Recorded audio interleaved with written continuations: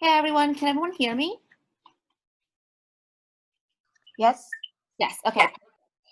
So I'm going to give people a few more minutes before we get started. We'll get started right at 4:05. But again, I'm just going to give people a few more minutes and then we will get started with our PowerPoint presentation. Throughout the presentation, if you have questions at any time, feel free to use the chat. So if you scroll to the very bottom of your Zoom, you'll see that there's a toolbar. In the very middle, there should be a button that says chat. If you click on that chat, you can send me a message at any time to ask any questions. And I'll remind people again once we get started. So we'll get started in about 5 minutes.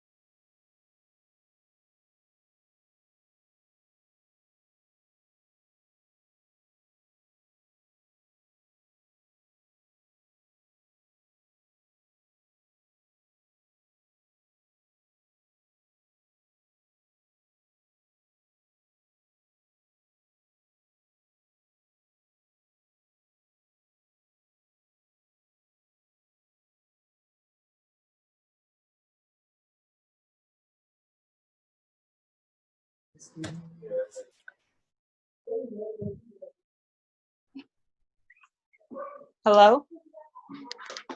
Hi, we're here. We're just waiting for everyone to sign on. If you could give us a few more minutes, we'll get started shortly. Okay, thank you.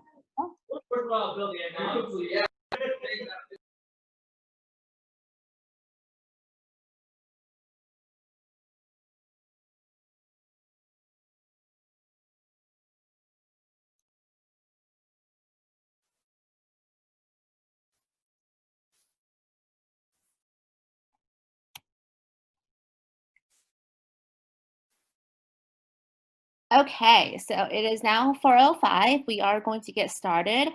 Just another reminder, if you didn't hear my initial announcement, throughout the presentation, you can ask questions at any time. We just ask that you keep your mic muted so that any background noise or dogs barking, cats meowing don't disturb us. But you can always ask questions using the chat feature. So if you go to the very bottom of your Zoom, you'll have a little icon that says chat.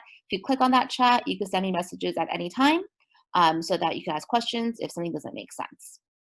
But we are going to get started. Okay. So I am going to share my screen with everyone. Just give me 1 second.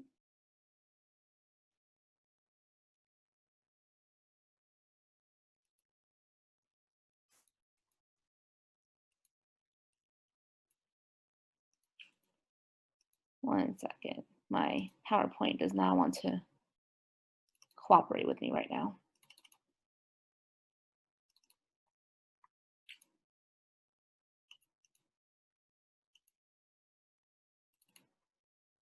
Okay. Let me know via the chat if you cannot see my screen. Everyone should be able to see my screen right now. If I don't hear any objections, I will assume everyone can see my screen. Okay. Okay, so that's not the case, let me know, but we are going to get started.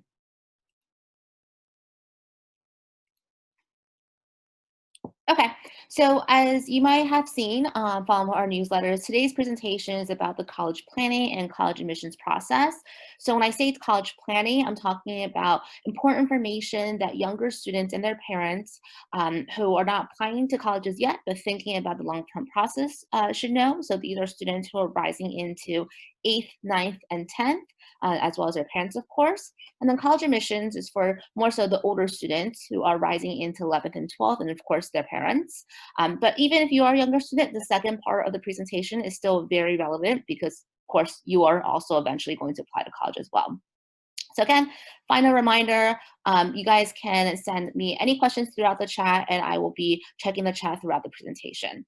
So in terms of a broad landscape overview of today's agenda, we are going to first talk about generally what admissions officers are looking for.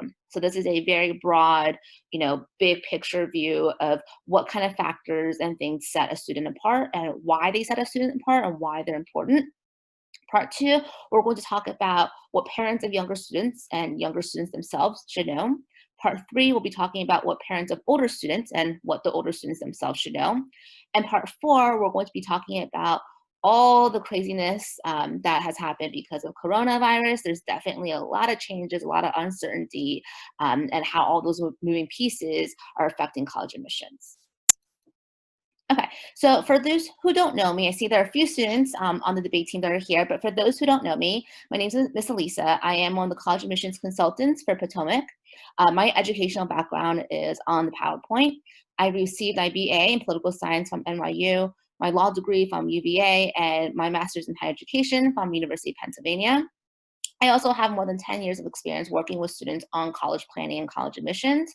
I've also previously worked in admissions, so I have kind of both sides of the fence, right? I can definitely see how this job can be very difficult for admission officers who are trying to pick between all stellar, all excellent students. And I can also definitely see how stressful this process can be for students and how daunting and complex it is for parents as well. Okay, so we're gonna jump right in and get started. Remember, part one, we're talking about like the big picture, right? What students and parents need to know in terms of what admission officers are looking for. So first and foremost, if you imagine college admissions to be a series of gates, right? So there's one door, another door, another door. If you get through the first door, that doesn't mean you're in, right? There's a series of doors that you must, get into before you get the final acceptance, okay? So imagine college admissions as a series of gates. The first gate is going to be the academic criteria.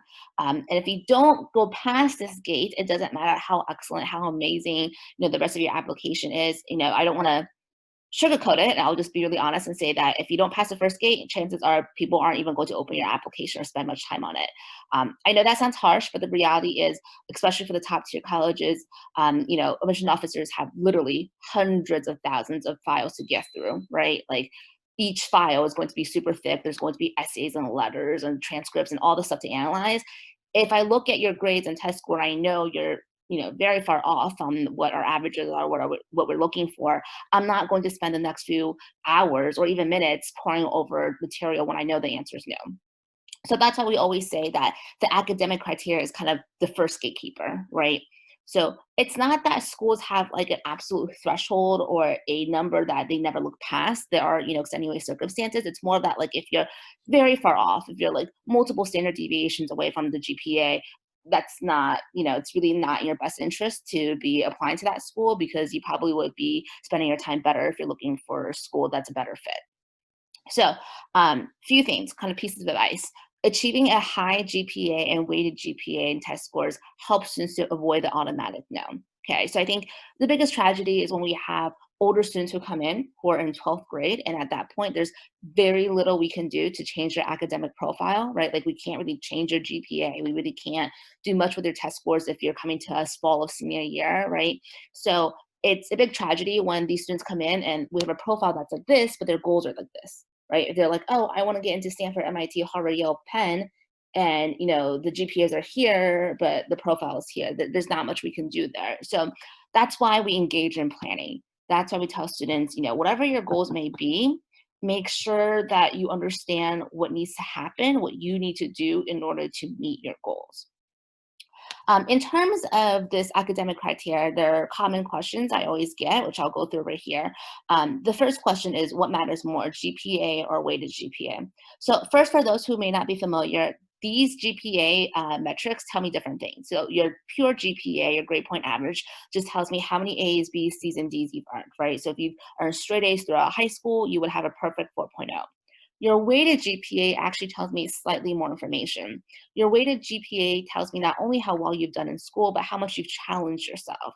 That's because unlike the GPA, your weighted GPA is out of a 5.0, meaning for every AP Honors GT Advanced Gifted class that you take, you get an extra point. So if you get an A, and let's say AP US History, you would get a 5 instead of a 4.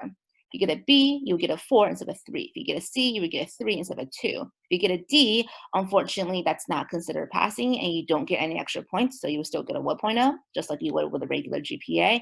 But the idea is that a weighted GPA actually tells me more information and therefore is more valuable, right? Because mathematically, it is impossible for me to have a very high weighted and a low unweighted GPA. It just doesn't make sense, right? Like if I'm crushing it and getting straight A's and taking advanced classes, I would have a high GPA and weighted GPA.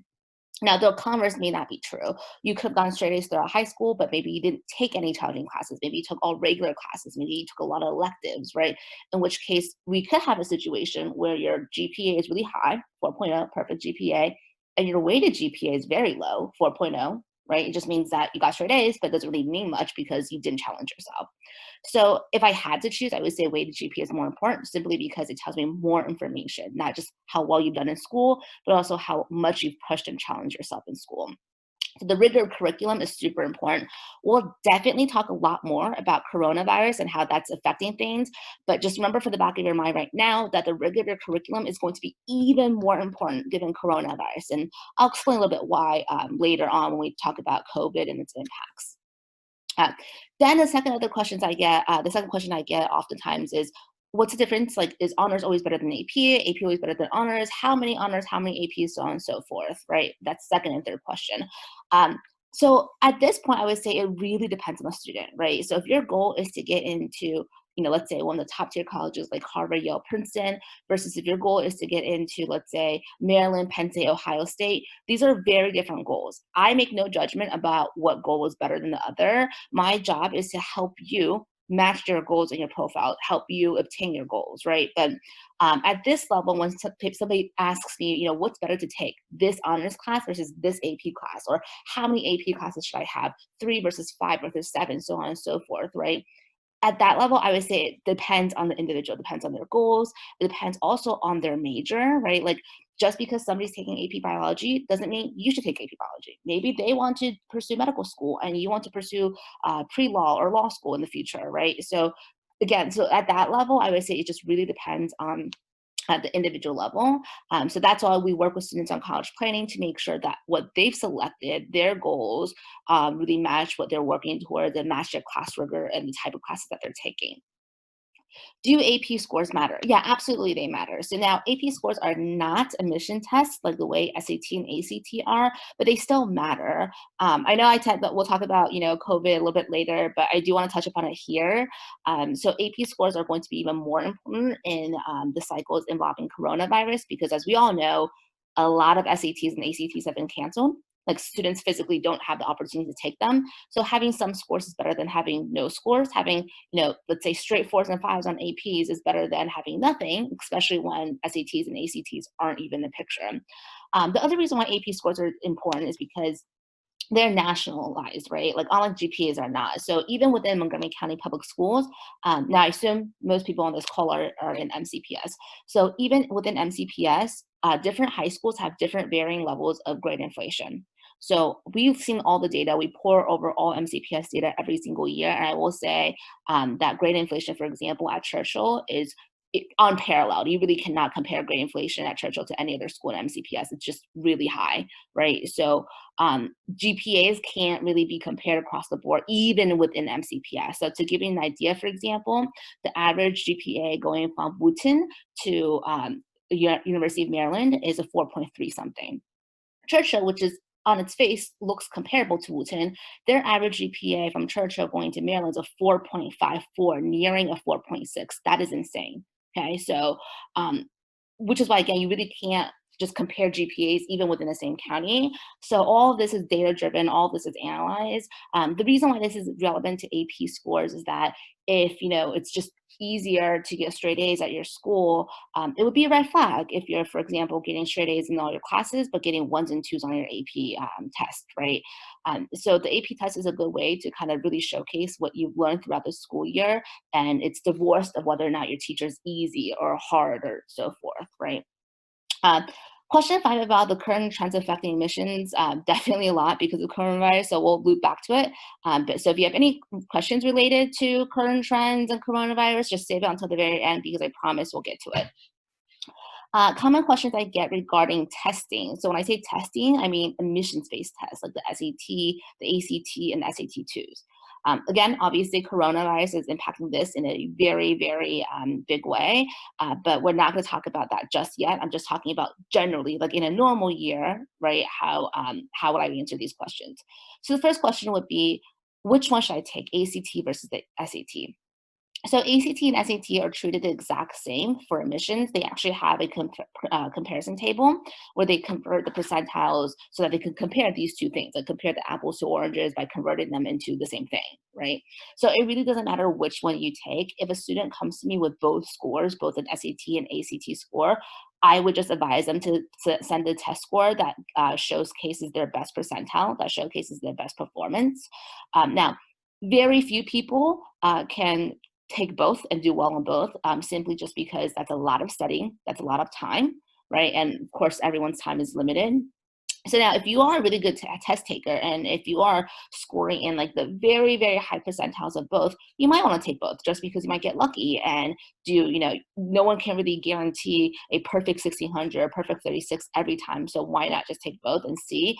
But again, that's not most students, right? So for most students, I would say you should take the one that you do better on. And which one students do perform better on really depends on their own strengths and weaknesses.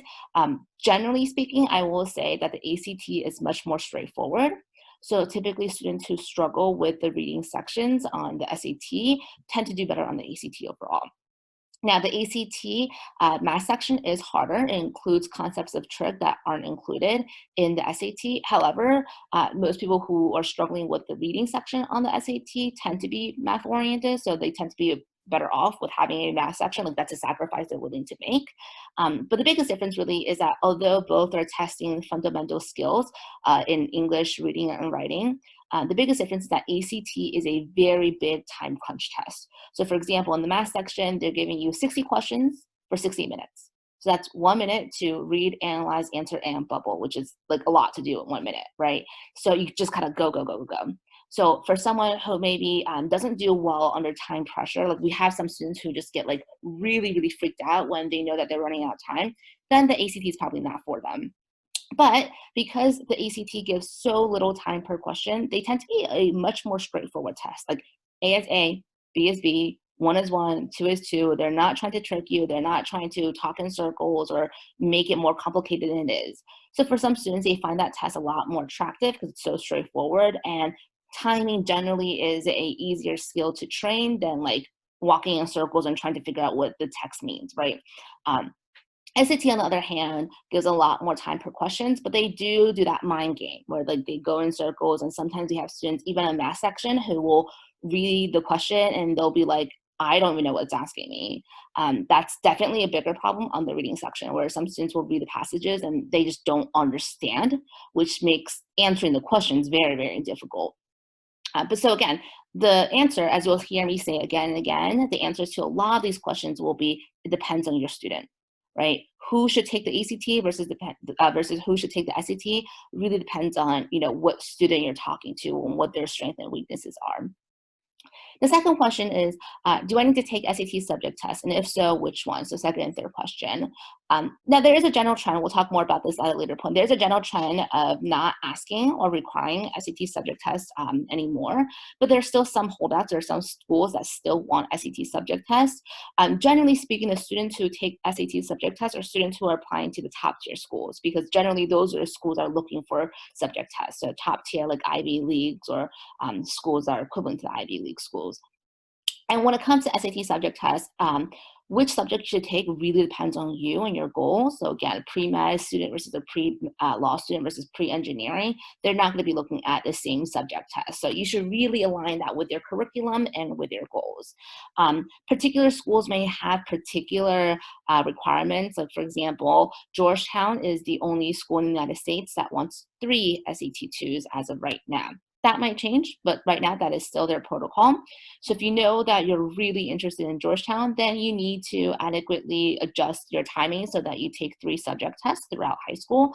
And the doomsday scenario that we don't want is saving everything for junior year, because that's just too much, right? Like all of your APs, all of your SAT subject tests, 3 if you're doing Georgetown, your ACT and your SAT. That's just way too much testing. That's like a test every other month or so, and that's going to be really overwhelming. So one thing that we focus a lot on when it comes to college planning is to adjust your testing timeline so that A, you have breathing room, and B, that we really have the best chance of success because we're spreading all of your obligations out, and also in a way that makes sense with your curriculum, that matches what you're learning in school, so you don't have a lot of extra self-studying to do outside of your curriculum. Now, remember, that's just the first gate. The first gate is kind of like an automatic opener. You have it or you don't. If you don't have it, chances are they're not going to do a deep dive into your application. Once you have that, once you pass that first gate of GPA, test score, the academic profile that we talk about, just because you have it, that doesn't mean you're home free. Okay, so especially if we're talking about the top tier schools, so schools like the Ivies and top 20, a whole bunch of people applying to those schools are going to have those exact grades and test scores, if not better. And what's really, kind of difficult is that we're talking about schools with single digit admission rates. Like Stanford, for example, that hovers between 4 to 5% admissions rate. There's way more than 4 to 5% that have the grades and test scores to be qualified, right? So then what else are we looking at? That first gate for the top tier schools is a very easy gate to pass because so many applicants will have it. But again, just because you have it doesn't mean you're automatically in when we're talking about single digit admission rates. So we have to look at other factors that are super, super important. These factors include something like tier 1 activities. So when I say tier 1 activities, I mean, when you look at extracurricular activities, like with anything, like let's say chess team, right? Chess club, chess team, playing competitive chess. Schools will lump your extracurricular activities into one of 3 categories. Tier 1 is an extracurricular activity with international or national significance. Tier 2 is one of regional significance, so Maryland, DC, Virginia, if you're in our region. And Tier 3 is local or school-based significance. So let's take the example of chess. If you are the president of your chess team in school, that would be a Tier 3. If you're one of the best chess players in the DMV, one of the best chess players in Maryland, DC, Virginia, that would be tier 2. If you won, like you're some grandmaster chess player ranked number 2 in the United States, that's obviously tier 1, okay? So this part is really important. I'm not trying to say that you absolutely need to have a tier 1 in order to get into a top tier school. What I am saying, however, is that having a tier 1 will significantly boost your chance of getting into a tier 1 school. Okay, so there are going to be students every year who get lucky, who get into a top tier school without having tier 1s. But that sometimes can be a matter of luck. Like they're all otherwise qualified, everything else is great, they have great letters, they have great essays, and sometimes they just get lucky. But if we're talking about students who consistently, like we're talking about a student who applies to IBs and they're getting into like 6 or 7, 8 of them, right, or 8, all of them, or students who are consistently getting to Stanford, MIT, Chicago and such, those students tend to have multiple tier 1s or at least one tier 1. So again, I'm not saying you need to have tier 1 in order to get into a top tier school. What I am saying is that having tier 1 activities is your best shot of maximizing your chances, because for the most part, your competition is also going to have the grades and test scores. So we are really looking for something to help you stand out, to make you different from all the other students who are also academically qualified. And having a tier 1 extracurricular activity is your best bet in doing so. Now, I said tier 1 meant national and international importance.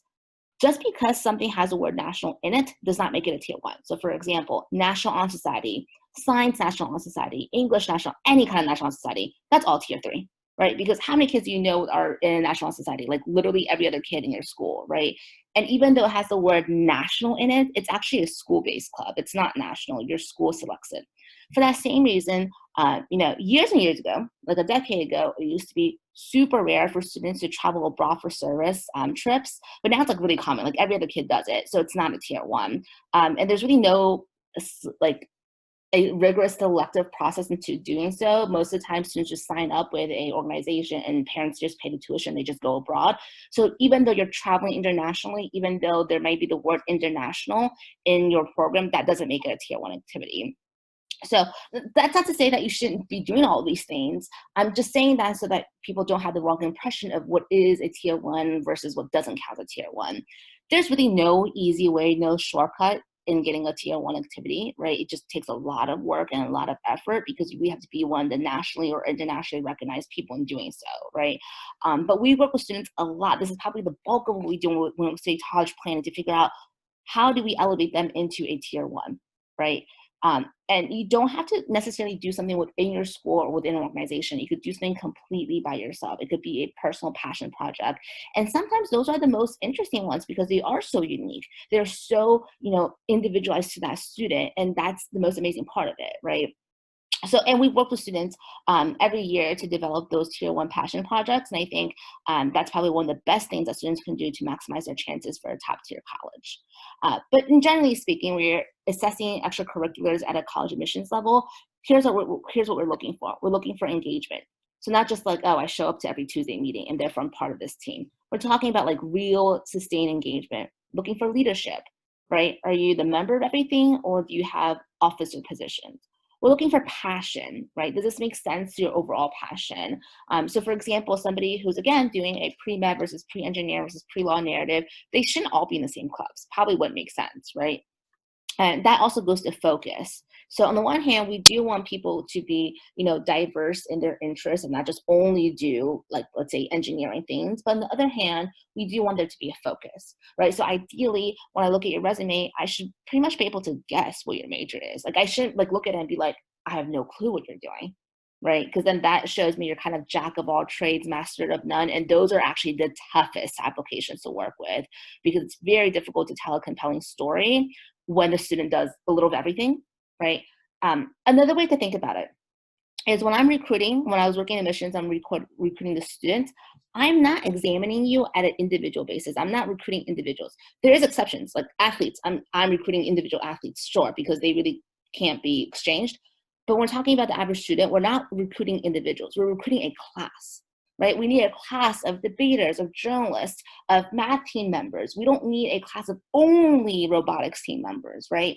So that's what I mean when I say having that focus. If you're kind of jack of all trades, master of none, I don't know where you really fit in on campus. I don't know what you're really going to do or how you're going to contribute. That makes it very difficult for you to fit into my motto of, recruiting in class, right? Versus somebody who has a very focused, defined pathway, these spikes in their resume, as we call it, that person is more likely going to stand out. And overall, as like with most things, we want to prioritize quality, not quantity. Now, of course, there's a minimum quantity, right? Like you can't just have one extracurricular and call it a day. So there's a minimum level of quantity, but just having more doesn't make you better, right? I'd rather see like 7 or 6 really engaged, really powerful extracurriculars versus somebody who has like 15 and it's kind of just jumbled there. They're involved, but I don't really know what to say or what to make of it. And of course, other subjective factors include essays are really, really, really outstanding and full of personality. We'll talk about essays a little bit more in another slide, but just keep that in the back of your mind that essays are an incredibly important part of the process. Letters of recommendation are also really important. Again, we'll talk about these things a little bit more in future slides, but just know that that's another way that you could stand out. And relationships with admission officers. This one goes so understated because of course, most 17, 18-year-olds don't want to try to reach out to adults and try to establish a rapport with them, but it is super important because it is much harder for admissions to reject someone when they care, know you, and they, have a face to a name versus somebody they just never met, don't care about, doesn't know anything about apart from the application.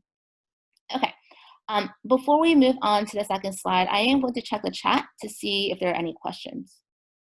And feel free to, put the questions in, and I'll give people just a few minutes, and then we'll get started on the second slide. So I have a question. Oh, if you could type your question into the chat. Okay. Thank you. Yeah, so for people who might have missed my initial announcement, if we could keep all the mics muted so that we don't have background noise, that'd be great. If you have questions, please feel free to type it into the chat. The chat should be at the very bottom of your Zoom. There's a little button. If you click on it and you type your question in there, I will see it and I will make sure to answer it. Okay.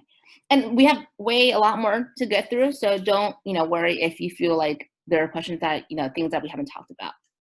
Okay, somebody asked, which activities do you consider tier 1 activities? So tier 1 activities are activities of international or national ranking. It could be anything. You could be a nationally ranked trombone player, you could be a nationally ranked swimmer, you could be an internationally known composer, you could have been a nationally ranked debater. It really could be anything, right? So it's not like only sports can be tier 1 or only academic clubs could be tier 1. Anything could be tier 1. Right? Tier 1 just means like you got to the national, international level. It doesn't mean like, oh, it's this activity or that activity, right? Like anything could also be tier 2, right? Like take debate, for example. A lot of kids do debate. Some kids do debate at the county level, like within MCPS, that's tier 3. Some kids are ranked at the state level, that's tier 2. Some kids are one of the best debaters in the nation, that's tier 1, right? So any activity could be tier 1, 2, or 3. Okay. We have another question. Is it worth it for Asians to go for an athletic scholarship? I'm not really sure I know what that means. Like, what do you mean, is it worth it for Asians to go for an athletic scholarship? I'm not really sure what that means, so feel free to clarify. I think what's throwing me off is like the questions about Asians. Like, is it worth it for anyone to do an athletic scholarship? I think that's a question only you can answer, because some students that I've known personally have given the opportunity up because they said, I don't want to play sports professionally. I don't want to play sports in college. I want to have a traditional college, experience. And that's fair. That's a personal choice, right? I also know other students who have gone into schools that maybe otherwise they wouldn't be as competitive for because of their athletic recruitment. But I don't think it has anything to do with like being Asian or not, right? Like it's a personal choice whether or not you want to play sports in school. Are athletic scholarships full rides usually? That was the second follow-up question. That really depends on your school, depends on whether it's D1, D2, D3, depends on the sport that you're playing, depends on their funding, depends on the sport program. So it's really not like a one-size-fits-all. Let's see. Uh, for any question that you have that's more like individual, I am not going to answer because I would really need to know to get to know you before I can make any recommendation. So for example, we do have a question that says, what subject tests or extracurriculars would you recommend for someone who's interested in pre-med? I would really need to get to know your students more than just a short conversation. So I'm not going to make any recommendations today because that's not the purpose of today's workshop, but I am happy to answer any general questions. Oh, so this question, let me go back to the previous slide. So this next question says, could you go over the things about subjective factors, especially applying to Asians? So the factors that we talked about, like the tier 1 activities or extracurriculars in general, essays, letters of recommendation, relationships with admission officers, these are important things for all students. So I'm not suggesting that they're only important for Asian students. These are important for all students. But these are especially important for Asian students because there is this kind of stereotype within the admissions community, and obviously I don't agree with it, but it does exist. The stereotype within the admissions community that Asian students are like all the same, they're all robotic, right? Like there's this like joke that like, oh, Asian students all play tennis, or they all play volleyball, or they all do violin, they all do piano, right? So again, I'm not suggesting that's true at all, but that stereotype does exist in the admissions community. So you do want to try to set yourself apart, right? And that the stereotype of Asian students being too academic definitely also exists, right? So you want to make sure that you have a lot of other things and that you're really showcasing your personality throughout your profile and that you're not just solely focused on school, even though, of course, grades and test scores are like the bare minimum. But a good example of this is, for example, if you already have a, let's say, 1570 on the SAT, you really don't need to retake the SAT. What you should be doing instead is working on these other factors, because never am I ever going to admit or reject someone because they had a 1570 instead of 1580. But I will reject or admit someone because they have a tier 1 activity and the other student doesn't. Okay. We're going to move on to the 8th grade, 10th grade planning. But again, if you have other questions or if you want to go back to the previous slides or have other questions concerning the previous slides, feel free to put in the chat. I'll just visit the chat periodically throughout the presentation at the end of each slide. So in terms of planning when you're in 8th to 10th grades, there are key questions that we think every single student should be asking themselves and every single parent should be asking their student. The first one is for obviously the very younger students. Which high school is your student attending and why? If you're in 9th or 10th grade, obviously you're already in high school. But if you're in 8th grade, in MCPS at least, and also true of many other school districts, you might have different options. You might have MCPS, you might have private school, you might have a magnet program like Blair, RM, or Poolsville. So these are really, really, really important choices just because it really kind of colors the way that you're going to be compared in the college admissions process. So first and foremost, your competition for college admissions are your peers at your high school, not some random person in Arkansas, not some random person in Tennessee, right? So the school you attend to definitely matters. From a very general perspective, what I would say is that compared to like the homeschools, like the assigned homeschools and the magnet programs like Blair, it could be a pretty difficult choice because on the one hand, the magnet programs like Blair do have a stronger pipeline into the top tier schools. So for example, the number of kids who are getting into Ivy Leagues from Blair every year versus the number of kids who are getting to Ivy Leagues from Wooten every year, it's obvious that the magnet programs have stronger pipelines. However, it is also true that the competition is going to be a lot more intense at the magnet programs. So we're talking about overall higher GPAs, higher test scores, more engaged students, and just like a really demanding schedule, in terms of course load and like the rigor curriculum.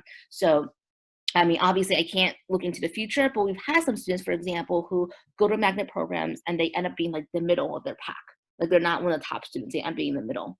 And in that scenario, even though, again, I can't predict for a fact, in that scenario, if I was comparing the middle of the pack at Blair compared to the, top of the pile at Church or Wooten, I'd much rather that you've gone to your homeschool, right? So it is a difficult decision and one that has a lot of implications, which is why I can't ever say like, oh, students should always do this or that. It really depends on individual students. Other things that students should be thinking about is what are their potential academic majors and why? This has a lot of impact on your college admissions process. So when you're applying to a college, you're not just applying to that college, but oftentimes you're applying to a college within that college. So for example, University of Maryland, they have College of Business, College of Engineering, they have the general college, right? So which school, which college you apply within your college can make a tremendous difference. So for example, if you're applying to Carnegie Mellon, overall, the school averages about 27% for admissions rate. If you're looking at their School of Computer Science, which is their best program, they're known for computer science. We're talking about a single digit admissions rate of 6 to 7%, right? 6 or 7% versus 20%. That's very, very different scenarios. So your majors matter a lot. Some majors are a lot more competitive than others. It also depends on your demographics because you're always competing with people who are like you, not people who are unlike you. So for example, if you're an Asian American boy, you are comparing yourself to other Asian American boys at your high school.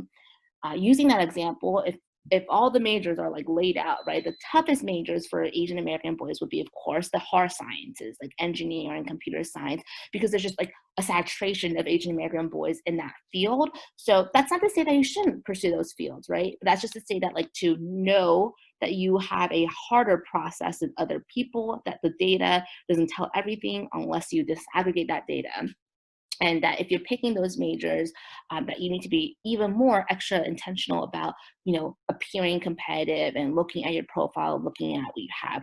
And we want to start these conversations early because the last thing we want is for you to come in 12th grade and say, oh, I want to do, let's say, English, right? And I look at your resume, I'm like, I see nothing related to English, right? So like if you say, I want to do this, I want to do engineering, and I look at your resume and I say, there's nothing here related to engineering, that's a problem. Especially if you're coming in 11th or 12th grade, not much we can do to fix that problem. Again, this is why we engage students early on. That's why we have college planning early on so that they know what to do and how to be prepared. Um, is a student being strategic in picking these goals? That's an excellent question. Sometimes it's totally fair for students to say, I have no idea what I want to do. I mean, like for most students, I think that's the case, right? Like if you're in 8th grade, it's hard for you to say, I'm going to do this for the rest of my life, right? That's totally fair. In fact, if you're undecided, that actually gives us more wiggle room to figure out strategically how to navigate the process and how to, make you appear. So for example, if you're undecided and let's say you happen to be an Asian American boy, then making you apply as engineering is not at all strategic. You're not even decided on the engineering, yet you're applying for one of the toughest majors. That makes no sense to me, right? So if you really are undecided, or even if you are decided, but you want to be strategic, we have a lot more wiggle room and a lot more ways to make you, appear for a major that could be under enrolled or more likely to be selected. So when I say, for example, under enrolled, I'm talking about majors that don't have a lot of people applying to, right? That's really important because when you're applying to college, right, remember, we're selecting a class of people, okay, a class of students, not individuals. So after a lot of admissions decisions are made, I might say, oh, wow, this major, linguistics, is really under enrolled. We need more linguistics students. In which case, when I go back to the pool, I'm only looking at people who applied as linguistics majors, not the engineering majors, not the computer science majors, not the math majors, and so on and so forth. That's why applying as an under enroll major could be really strategic, especially for someone who's not really decided either way. Um, the other important aspect is, other important questions is, are you tracking your students' trajectory via Naviance? This is really important. Naviance is such an amazing tool. So for anyone who hasn't heard of Naviance, please get in touch with your guidance counselor at school because Naviance is a tool that all MCPS students have and their parents. What it does is it shows you the data from your high school into individual colleges. So that data is super powerful because we really cannot rely on national data when we're making these decisions. That's because national data, like any kind of testing, any kind of data, if this is a national data, Maryland is a bit higher, right? The Montgomery County is even higher. And then with individual schools within Montgomery County are even higher in terms of achievement. So you really should be looking at your local data because again, you're not competing with a random person in the nation. You're competing against other people who are like you. So if you have access, for example, to Blair Naviance, you would look at what is Blair's average coming from Blair, not any other school, just Blair, to Princeton, to Harvard, to Stanford, so on and so forth, right? So that data is really important because a lot of times things like GPA, it's one of those things where if you kind of slip, it's hard to rebuild, right? Because it's a cumulative effort. So if you didn't get the best grades in freshman year, depending on, what you did get, it might be hard to get to that point, right? Like, you know, And it's not that like everyone needs to be applying to these top tier schools, but we just want to make sure that students know what their pathways look like, what their resumes, what their profile looks like, so that they're not getting their hopes up too high or they're not completely mistargeting, right? So at a certain point, like for example, at the end of 10th grade, your GPA is not going to change much, right? So if you have a 4.3 at the end of 10th grade, there's really nothing we can do to get you to a point that's high enough for like the Ivy League schools, right? So I like having students, know their data from the very beginning so that they understand where they need to be and what they need to do and what grades they need to maintain to be competitive for their goals. So that's the other question as well. Do their goals match their status? And if not, what can we do to help it, either by changing the goals or changing their status, right? Does their curriculum match? So whatever it is that they want to study, does their curriculum match what they want to study? And again, individual students are going to differ, right? So we just want to make sure that the classes that you're taking make sense to your profile. And if there are issues, we think about how we can alleviate these issues. Can we do summer schools? Can we retake classes? Can we, retake AP exams? Can we take online classes? There's a lot of things that we can do, right? Uh, what is a student doing in terms of the test prep timeline? We talked about this briefly in the other slide, so making sure that they're really spreading their tests out so that they're not getting bogged down, especially in junior year, because quite often that is considered the toughest academic year. Now, the other things are all about extracurriculars, and they're super, super important because remember, extracurriculars are more often likely going to make or break you than grades once you have them for the top tier colleges. So when it comes to extracurriculars, the first question we want to ask is, do these interests reflect what you're doing outside of school? So your interest in pre-engineering, pre-law, pre-med, or history, or English, creative writing, film, art, whatever have you, whatever it is that you want to major in college, are these interests being reflected based on your out of school involvement? And if not, what can we do to help so, right? And if it is being reflected, we've had some students who are like really STEM oriented and all they do is STEM. Maybe we actually need to do something like slightly different to add diversity to our profile, right? So there are a lot of different things that we do. That's probably, again, the bulk of like what we do with college planning is to help students come up with a really compelling narrative. Is your student taking advantage of summer breaks? Now, obviously this summer is a bit weird because COVID has pretty much canceled everything, but in normal summers, summer is a great time to really catch up, right? To engage in extracurriculars and internships and pre-college programs or summer school if needed. So we really want to take advantage of that like 3 months period to amp up your profile even more. Uh, is he or she prioritizing properly?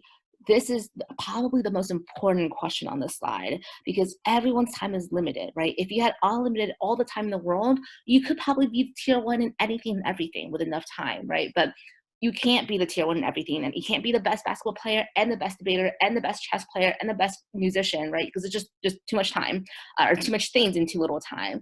So now we have to ask, what are you prioritizing and why? So I'll give you the example of sports.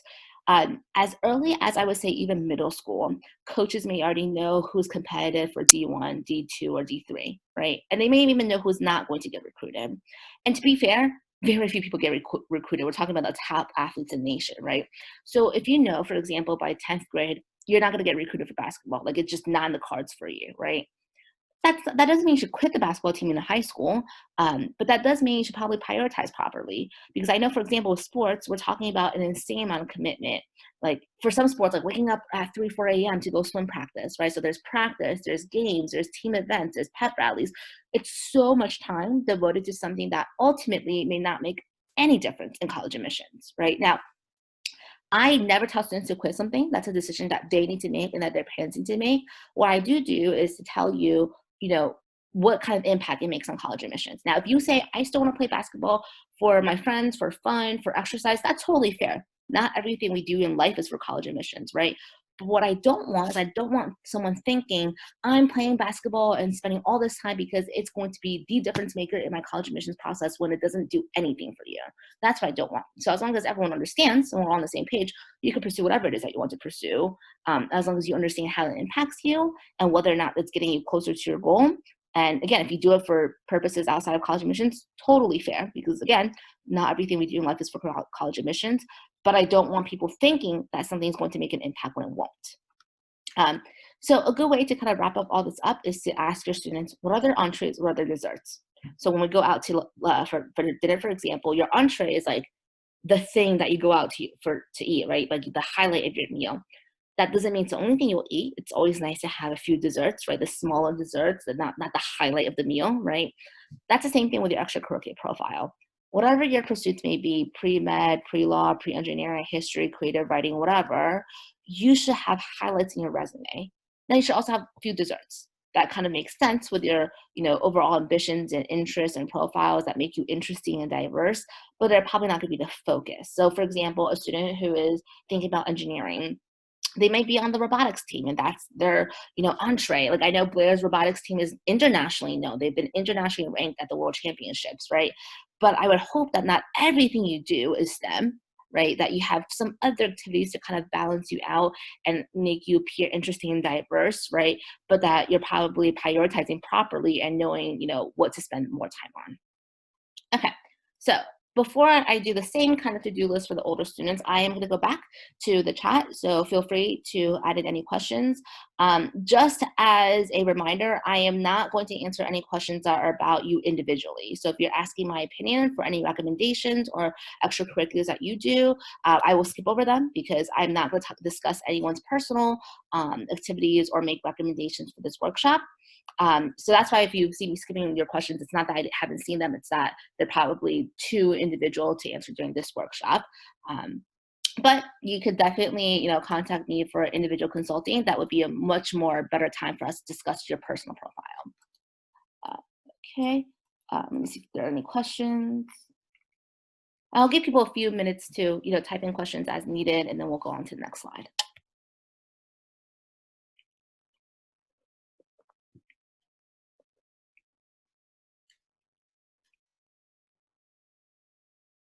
Okay. If not, I am going to go straight into the next slide. And again, if you have questions on the previous slides, feel free to just write the questions as I'm speaking. I'll get back to at the very end of this slide.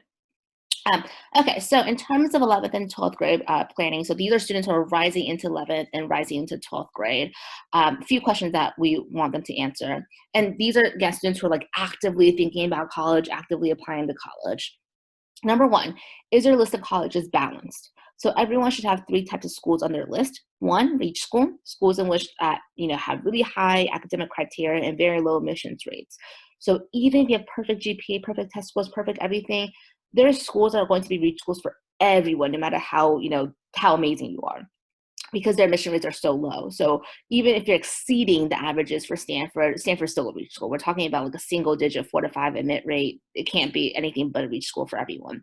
Generally speaking, the top 20, 25 schools are going to be reach schools for every single person. Then you'll also have target schools, like a match school, right? Admission rates of 25% or higher, and schools with test scores and GPAs that you match with. And of course, there's safety schools, schools where you're exceeding their averages and the admission rates are very healthy, so 50% or higher, for example. So you feel really safe, right? Now, we want to be really realistic when it comes to these safeties because we don't want a doomsday scenario where you don't get into any school. Okay, knock on wood. I'm literally knocking on wood right now. That has never happened in my career, and I'm hoping that it never will. And I think as long as students are being realistic, it should never happen. But generally speaking, students apply to anywhere between 9 to 12 schools, and their spread of how many safeties, how many targets, how many reaches really depends on them. Sometimes we have students we call top heavy, where they have like 2 safety schools, maybe no targets, and all reach schools, right? That's a really risky list, and that might make sense, right? Like, let's say, for example, if you're applying to Maryland and you have a 4.7 or 34 on the ACT, Maryland's really safe for you, right? And maybe you're perfectly happy with Maryland. Maybe you love Maryland and you want to stay close to home. It has, one of the best majors for you. And if that's the case, then it doesn't really make sense to apply to other targets and safeties, right? Because Maryland is going to beat them in a long shot when it comes to cost effectiveness, right? Because its in-state tuition is way less costly than other private schools or public schools that are out of state. So at that point, I would say, then a top heavy list makes sense, right? But if you're someone who's like, we've had those students who are like allergic to Maryland, they really want to leave, right? then a student with that same profile maybe want to add more safeties and targets, even though they have the same grades and test scores, right? Because they may want to really leave Maryland, and the last thing they want to do is be at Maryland. In which case, they're not going to have a top-heavy list. They're going to have a more balanced list, or even lean towards the safety list if they're looking for more money in scholarships. So my point being is that your college list should really be individualized. Not everyone's list should look the same. Their spread should not look the same. How much risk that they're taking should also not be the same. The key question that we want to be always asking is, do your colleges fit you? Do they fit what you're looking for? And everyone's looking for different things. Some people really care about geography. Some people really care about size. Some people really care about culture. Some people really care about just academics. And that's totally fair. But wherever it is that we want to work with the students to make sure that their college list is one that they love, that they would be happy at any of the schools that are on their list. Other questions that you might want to be asking is, are you applying early, right? So there's early action and then there's early decision. Early decision is binding, meaning that you would have to go to the school if you get in. Early action is not binding. Because early decision is binding, sometimes you will see students get into early decision that may not have happened during regular decision. This is because schools care about yield. Yield measures how many accepted students accept your acceptance to your school. So no school is at 100% yield. Even Harvard, which has the highest yield, is not at 100%. Yield is important to schools because it affects their ranking. So if I'm a school that accepts 10 people and nobody comes to my school and my yield is 0, that is not going to bode well for me for rankings. If I am a school that accepts 10 people and all 10 people come, that's going to do amazing for my rankings. It's going to make me look really sought after, right, and attractive. So that's why schools love early decision, okay? For every applicant they accept during early decision, that's the applicant that is going to boost their yield. Okay, another way of thinking about it is that early decision comes early in the process. So after early decision, there's obviously fewer spots and more people applying for those spots, right? So early decision can be very advantageous, but early decision is not going to work miracles. So for example, generally speaking, this is very, very general. Generally speaking, across MCPS, the GPA for the most rigorous top 20 schools is about 4.7, 4.8. If you're at a 4.4, early decision is not going to help you. We're just we're off. We're too low from, the averages, right? Now, there are some extreme situations like athletic recruitment, but I'm just saying for the average kid, we're way off. Early decision is not going to work miracles. So if you want to do early decision, that is a very serious decision that you have to think really strategic about. And to be fair, some people don't want to do early decision either way because they can't bind themselves to anything. They're not that committed to any school, and that's totally fair as well.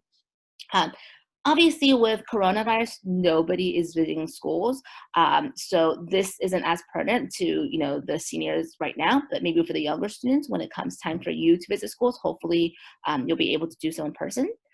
So we'll talk for the seniors a little bit later about what they can do to make up for, coronavirus and the lack of visitation. But in general, when you're visiting schools, when it's safe to visit schools, you should try to always stand out, always go above and beyond. That's true of like anything you should do for college admissions, right? So not only should you visit, but you should plan out your visits. Are you leveraging all your contacts? Do you have alums, friends, people that you know there? Can you, for example, sit in on a class? Can you speak with a professor? Can you go out to lunch with a student? Can you sleep over in their dorms? Can you interview with admissions? There's so many things you can do. I wouldn't want you to just go in, do a visit, and leave. That's like pointless, right? Because everybody who goes will do a tour.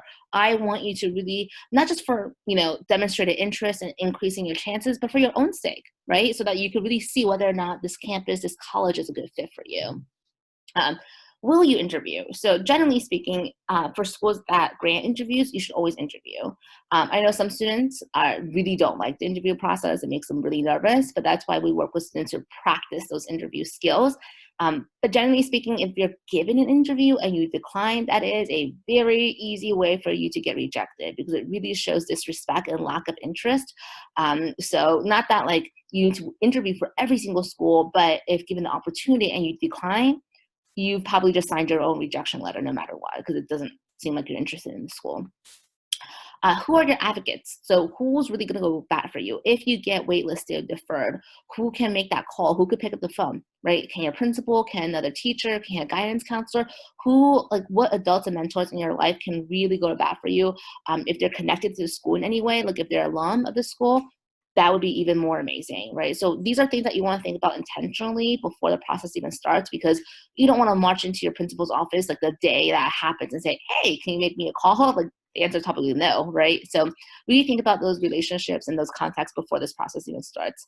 What is your timeline? So when we work with students on college admissions, this is a really, really important part of the process, because these deadlines are pretty set in stone. It's not like, oh, if you miss it by 2-3 days, it's okay. Most of the applications just close the day of, right? So your timeline has to be one that is very, very attuned to all the different moving pieces and timelines. Generally speaking, our goals for all of our rising seniors is to have all of their essays done by the end of summer. We'll talk more about why this is the goal we set, but just have that in the back of your mind right now. And when we discuss the overall admissions process a bit more, you'll see why that's your goal. So I'll say again, to have all of your essays done by the end of the summer going into senior year. And even if you're not a rising senior right now, if you're a rising senior, the next few parts are super relevant. But even if you're not a rising senior right now, even if you're a rising junior, I think it's always smart to get an early start. So start thinking about brainstorming narratives. You don't have to write if you're an 11th grader, but you should start thinking about narratives. Like, what kind of stories can I tell? What sets me apart? How am I unique? How do I define my character? All these different things. Because I think the essay writing portion of the application is definitely the most time consuming. And it's definitely the most creative, right? Like everything about your application, your test scores, your GPA tells me who you are as a student, but the essays are an opportunity for you to tell me who you are as a person. And it's actually really hard to capture personality and character on a piece of paper. So you should always be thinking about different ideas. And as corny as it sounds, you maybe want to keep a journal of just like random ideas that you have about what makes you who you are and what makes you different. And are you preparing supplementals? So there's some students who prepare what we call talent supplementals, like, films or music recordings or let's see, art pieces, research papers, creative writing. If you're one of those students, then know that your admission process would probably take even longer now. Like we've had students, for example, who will spend months, not weeks or days, months in the recording studio to record the perfect music piece for their schools. So just really make sure that like you're really budgeting your time as needed and not underestimating any of these pieces. Okay, I'm gonna go back to the chat to answer some questions before we go to the next slides. We have a question from a student or from a parent that said, how do community volunteer services affect admission? This is an excellent question. So MCPS requires every single student to have service before they can graduate. So just simply having volunteer service does not set you apart, right? So everyone has it because they have to have it to graduate. So it's just really like any other extracurricular. Is it tier 1, tier 2, or tier 3? If it's tier 3, like, and I don't want to put any kind of program on the spot, but like tutoring is very, very, common, right? Like I know a lot of students, particularly Asian students who are in CAPSA. CAPSA is wonderful, great program. Probably not gonna make a difference at all in college admissions because of the tier 3, there's so many kids who are in it. I can count literally like 30 kids off the top of my head who are in CAPSA, right? Wonderful program, not suggesting that you quit the program, but probably not gonna make a difference at all in college admissions. It's just something that you have, right? Better to have something than nothing, but it's not gonna be a difference maker. Service, like any other activity, like debate, like chess, like swimming, like whatever, can be made into a tier 1. So we've had students, for example, who have won national or international awards, who've been in the media for their service, who've gotten like congressional medals or congressional recognition. That's a very different type of service than, tier 3, I go to this place to tutor every single week, right? So different quality. So the most important thing is about the quality of your work and the uniqueness of your work. Now, 10 years ago, it was super uncommon for students to start their own nonprofits. Nowadays, I feel like every other kid is starting their nonprofit. So just because you start your own nonprofit doesn't make it automatically into tier 1. We have to look at how many people do you serve? Do you help 2 people? 5 people, 500 people, 1,000 people, 20,000 people, right? So who do you serve? How much legitimacy you have gotten? So do you get grants? Do you have donors? Do you have a board? Do you have national recognition, right? Like all these metrics of measuring really the quality of your work. That's what's most important. It's not like, oh, you have service. Oh, you have 400 hours. This person has 380. You're better. That doesn't work that way. It's more about the quality of your work and the uniqueness and impact of your work. The next question we have is how much does legacy matter? Really depends on the school. It's case-by-case basis. For a school like MIT, legacy doesn't matter at all. They flat out say they don't consider legacy. For a school like UPenn, legacy matters a lot for early decision. Penn asks all legacy students to leverage your legacy during early decision, meaning that if you want to get the maximum impact out of your legacy, you should apply during ED. Generally speaking, for public schools, legacies really don't matter because there's so many students who go and graduate from the University of Maryland. Legacy really doesn't make a difference. That being said, if your parents are like big time donors, then of course legacy matters, right? So it's really case by case basis. Okay, I don't see any more questions, so I will continue, but feel free to type in more. So in terms of researching programs, in terms of figuring out your fit, from an academic perspective, Naviance, again, like we talked about, is a great tool, but remember, it doesn't tell the full story. So I already gave the example of Carnegie Mellon, but we could just revisit that. So Carnegie Mellon, that's the data from Wooten, actually. Their average GPA from Wooten is a 4.56 with an ACT of 33. That hasn't been updated for this past year, so that might be slightly different for this past year. Overall, the MIT from Wooten, so the MIT rate from Wooten to Carnegie Mellon is at 25%. That's the overall, the average of all averages. Now you look at the next table that shows you the acceptance rates to Carnegie Mellon by school. If you look at second from the bottom, SCS, the School of Computer Science, their admit rate is 7%. That's very little, 7%, which means you can't just say, oh, well, I have a 4.56 and a 33. That means I'm good, right? No, because 25% and 7% are very, very different figures. If you are applying to their premier program of computer science program, you better make sure your resume screams computer science because they are literally the top computer science school in the nation. Okay, this next part is going to provide us with a general overview in terms of calendar and timeline. This could get a little bit overwhelming, so don't feel bad if you have a lot of questions here or if it feels like a lot. If you're a younger student or the parent of a younger student, you're going to be years from actually applying, so it's okay to just kind of keep this all in the back of your mind. Generally speaking, there are several different ways to apply to college. The most common, the default option, is regular decision, where you apply during regular decision. Most of the applications are due January to February. Now, this is just very general because individual colleges could differ. The crazy thing about college admissions is that there's no central system. There's no governing body, so schools can select their own deadlines and plans. So for example, University of California, that includes all the public schools in California, Berkeley, LA, San Diego, right? They call their plan regular decision, but their regular decision plan is actually due in November. That trips people up. So just because I say here, generally it's due in January, February, doesn't mean there aren't any exceptions, right? There's always exceptions to the rule. But regular decision is usually what we call the default, and almost every single school will have it. And it's due in January, February with the idea that you will find out before April 1st, or by April 1st, rather. Now, early decision, like we talked about, is binding, meaning you have to go. Why would a student bind themselves? Because it could be less stress. They find out before Christmas, they're in, they're happy, no more application. So early notification, and most importantly, higher rates of admission. So if you have a top choice that is a Ivy League school or a top tier school, you might want to do everything in your ability to increase your chance for that school. But if you don't have a number one school or financial aid is concerned, then early decision does not make sense for you. Early action, like early decision, is due early on. That's why they call it early. The most common deadline is between October to December. And like early decision, the number one most common deadline is November 1st. But unlike early decision, early action is not binding. You don't have to go. You can go if you want to, but you could go to another school that you got into. It's similar benefits, but probably not as pronounced of a difference in admission rates because you're not making that commitment to the school and therefore you're not helping with their yield. But students still elect to apply early action where they can because that could increase their chances of getting scholarships. So to give you a little bit of background, University of Maryland is now seeing in-state students apply 90% of the time as a priority early action applicant. So when you're applying during regular decision, you're really not only decreasing your chances for admissions, but you're also decreasing your chances for things like scholars, honors, and scholarships. So unless your application is not ready, we would also recommend that you do early action.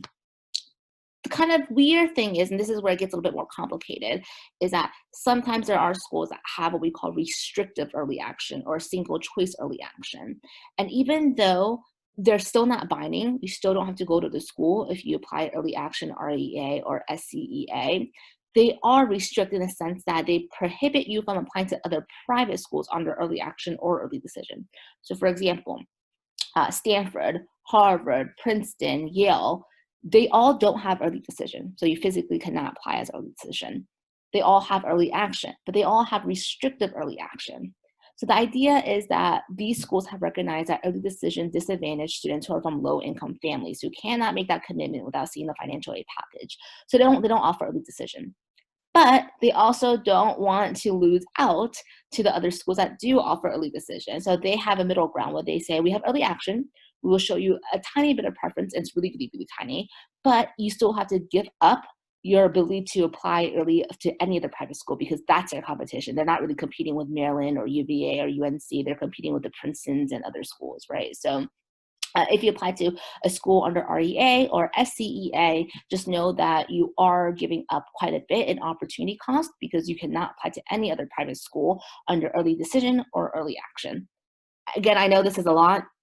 If you're not a rising 11th grader or 12th grader, just keep it in the back of your head because we'll be more than happy to explain in further detail when the time comes because this is just really getting to the nitty gritty, the weeds of everything. And finally, there's rolling. Rolling is first come, first serve. Very few schools have rolling, but there are schools like University of Pittsburgh that are rolling. First come, first serve means that they make announcements as they make decisions, not that they make announcements at a particular date, right? So in this instance, it's really to your benefit to apply early because the later you apply, the fewer spots there are because they've already made decisions for the other people. I know this slide is probably a lot. It's definitely the most intense slide. So if you all have any questions, please feel free to ask. I'll pause for a few minutes and I will take stock of the chat.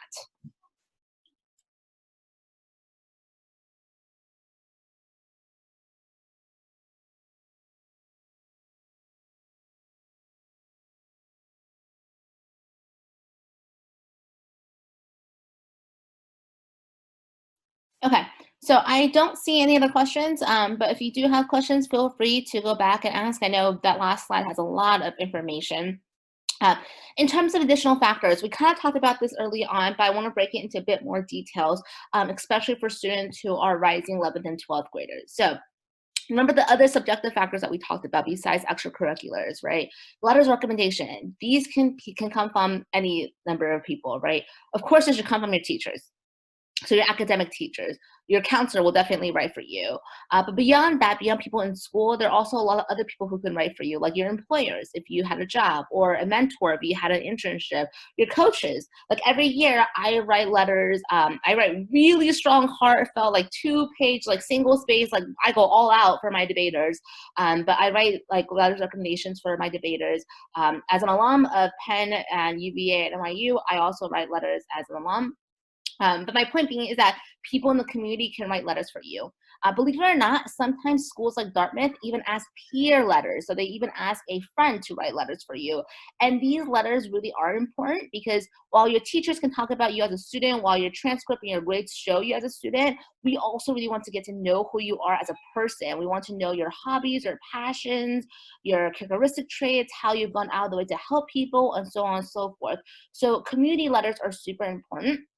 You should definitely ask your writers early on. Not so early. If you're in rising 10th or rising 11th even, don't do anything, right? All these letters should really come from junior year, right? So you should ask at the end of junior year before senior year to give your letter writers time in the summer to write letters for you, but there's no need to ask in 9th or 10th grade. That's too early anyways. So all things being equal, ask junior year teachers in core subjects and ask community writers during your junior year. And most importantly, be careful when you're matching your letters to your schools. What I mean by this is we talked about, there's no governing body, right? Schools are everywhere in the requirements. Some schools like Michigan will allow you to submit up to 4 or 5 letters, right? Some schools like Berkeley don't want any letters. If you give them a letter, they will not read it. They will toss it out. They will be annoyed that you didn't follow directions, right? And then there's some schools like Georgia Tech that only wants 1 letter, just 1 letter. So let's say you are an engineering major applying to Georgia Tech and you ask your English teacher to write you a letter and you ask your math teacher to write you a letter. You didn't pay any attention to Georgia Tech recommendations, so you just sent both.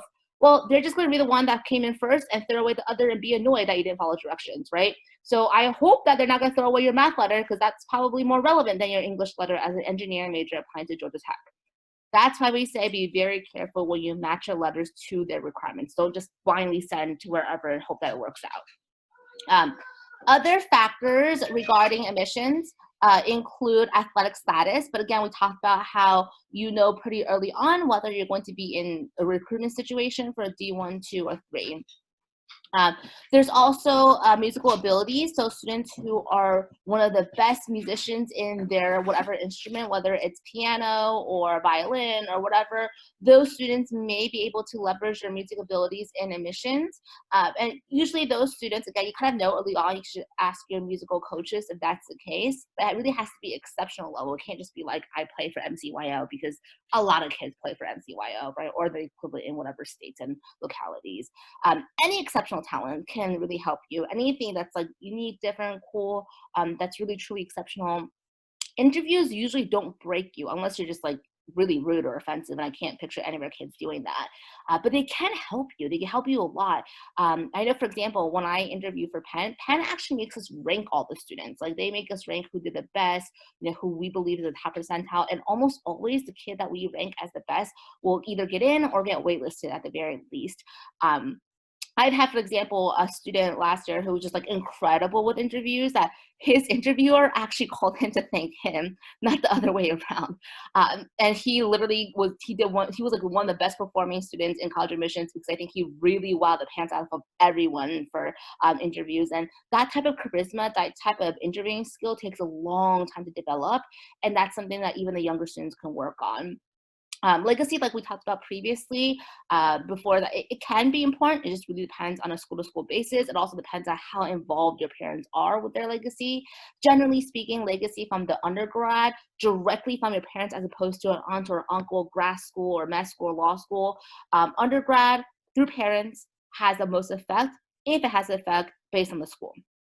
Okay, and residency does have an impact for in-state public institutions. So for example, even though Hopkins is in Maryland, it is not going to give any advantage to Maryland residents because it's a private school, not a public school.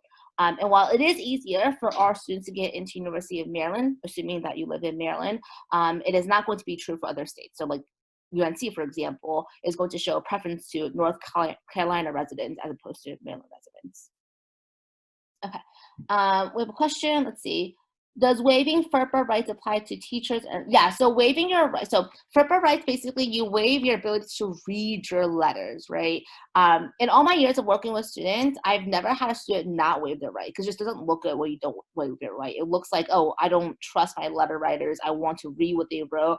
And then that makes me question, how valid or how candid those letters were. And generally speaking, if you waive your right, teachers, I've never seen a teacher willingly share the letters to the student, right? So you really want to make sure that you do waive those rights. And now, the second part of that question was, do they apply to community recommendations? Technically, yes, they do apply. They apply to all the letters, counselors, teachers, community recommendations. However, community recommendations like employers, coaches, alums tend to be more liberal with the letters recommendation. They don't work for the MCPS system. They're not binded by the FERPA rules, so they can share with you. Waiving your rights just means that you waive the right to read them. It doesn't mean the teachers or the community people waive their rights to share them. They can still share with you if they want to. It's just that public school teachers almost never do, because there could be a lot of backlash if they do. But community members, like for example, when I write for my debaters, I always share my letters with them before they submit them to make sure that they're comfortable with everything I'm writing. So usually I would say like internship mentors, employers, almost always they'll share their letters with the students because they're not binded by the same regulations as public school teachers. Okay. I'm gonna keep going, and y'all just let me know if you have more questions. Just put it right into the chat, and I'll just keep answering as I go forward. Essays. So I definitely said that we're gonna come back to essays. Essays are super, super, super, super important. I cannot stress how important it is. Like if I had a big sign that says important, I would be holding it up here. Essays are so important. Again, they're important because they really show who you are beyond just a number. They humanize you, right? I'm not gonna lie, I'll say that when I'm looking for, like, I used to read for a top tier school. I used to read for the Ivy League. Every single kid was wonderful. They're all amazing. But the essays could really make a difference between just another amazing kid and like, wow, that really knocked my socks off. Like that was so interesting. Like that was so personable, right? So that's what you want to do with your essays, right? You want to be personable, passionate, and purposeful. You really want to show how you're unique and how you're descriptive. And you know that your essay did a good job if I read it and I can remember it like 10 essays later. If it's just like any other essay about volunteer work or any other essay about sports, those are cliche topics, right? Like I cannot tell you how many sports essays I read over the years about how I used to be an underdog. I was benched and then I got better. That's really boring, right? Like I don't want to minimize people's experiences, but like that's a story that almost every other kid can tell. Please don't write about that because it's not going to stand out. So one thing that we work with students a lot on, the bulk of our work for college admissions, is helping students to come up with narratives that help them stand out. So after working with students for like literally the past decade, I would say most students don't have trouble writing. They're decent. Oh, sorry. Let's go back. They're decent enough writers. What they have trouble coming up with is a story that is compelling. Once they have a story, the beauty about these essays is that you don't have to do any research. You're writing about your life, right? Like you don't have to read a book and then write an essay. It's just your life. But it's all about the topic, right? So it does take a lot of effort for students to think of like the right topic, the right way to present, right? And it's not even just the topic, it's also about the execution. You can make a really interesting topic super boring or a very mundane topic really interesting. And that's why I tell students that, like, as corny as it may sound, write a journal. Starting in 11th grade, keep a journal or like a running list of ideas, because that's definitely the hardest part about my job, trying to figure out what type of story we have, okay? I've had students, believe it or not, who'll tell me, like, we'll sit down to brainstorm and they'll tell me, nothing in my life has ever happened that's interesting. I live the most boring life. Well, if you tell me that, then there's not much we can do, right? So sometimes I'll even force your parents to come into the meeting or your grandparents or siblings, just because without anything to work with, there's really nothing we can do either, right? So the best ways to brainstorm is when a student comes and engaged and they have tons of ideas to pitch around. They've done their brainstorming. They have all these different storylines. The analogy I make for students is, imagine that you are coming into a meeting in Hollywood. I am a movie executive producer, and you're coming in with lots of ideas, right? If you come in with just another boring rom-com, another boring comedy, probably isn't going to really impact me. But if you come with an original story, really interesting, really cool, now we're talking, right? So this is definitely the biggest aspect of what we work with students on, what would take the most amount of time. And I think it could be an awesome, awesome difference maker for students, particularly if they're applying to these top tier schools where the competition is really, really stiff. Now, one thing that I cannot stress enough, okay? I don't know how many seniors are in this call, but this is for you, okay? I cannot stress this enough. Please, please get started early, okay? If you are a senior and you haven't started any of your essays, get started today, okay? We've been working with seniors since like January, okay? Or rising juniors back then. But you really need to take advantage of summertime when we have a lot of free time, when you're at your creative best, when you don't have to worry about school or anything else, to focus on essays, okay? So to make my point, I want people to just put down random schools in the chat. Just whatever comes to mind, just put down random schools in the chat. I'll select the first 5 schools and count the number of essays you would have if you're applying to these 5 schools. So just do me a favor. Anybody just write down random colleges. Please do only U.S. colleges, because we don't work with students on any international schools. So don't put like European schools or Canadian schools, just U.S.-based colleges. And we will do a count of how many colleges essays you would have to write for 5 schools. Okay, at 4, I'm waiting for one more school. Okay, so we have 1, 2, 3, 4, 5. Okay, we have Penn, NYU, Maryland, Michigan, Virginia Tech. Ready? So 5 schools. Now remember, I said most students should be applying between 9 to 12. So this is like half of that. Okay, Penn, 2 essays. NYU, 1 essay. Maryland, 1 essay. Maryland also has a series of short questions, but I'm not going to count those because they're really short. Michigan, 3 essays. So, right? Yeah, 3 essays. Virginia Tech, 4 essays, which means we're at 11. 1 second. All right. Thank you for bearing with me. Sorry about that. We were having technical difficulties when my laptop decided to just shut down. Let me go back to the slides. So We were just talking about the importance of essays and more importantly, the really, really importance of starting early and making sure that you give yourself a lot of time. From working with students over the years, I will say when they're panicked, they're not going to write their best essays. They're not thinking about the best ideas. They're just trying to get the essay done, which is not what we want. Okay, next up. So we've been talking a lot about all the different moving pieces of the admissions process. Granted, this cycle, so for the rising seniors and also even the rising juniors, it is going to be quite a difficult cycle and different cycle in part because they're just things that are happening that never happened previously. It's literally unprecedented, right? So we just want to be aware of these things, and we really want to make sure that everyone understands the impacts that COVID is having on the college admissions process. So a few things. As I'm sure all the students already know, test scores are being less emphasized because a lot of them have been canceled, right? Like just the latest July ACTs have been canceled. That's not necessarily a cause for celebration. Now, for some people, like any policy, right? Anytime something happens, we have winners and we have losers, right? So for some students who have really high GPAs and have been struggling to get a test score that matches, this could be a godsend. It could be great news, right?